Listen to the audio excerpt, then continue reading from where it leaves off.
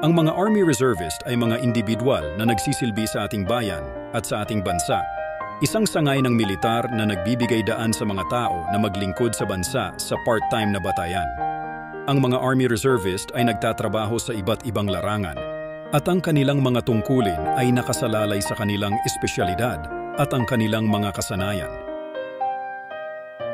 Ang mga Army Reservist ay maaaring magtrabaho bilang mga military police officers.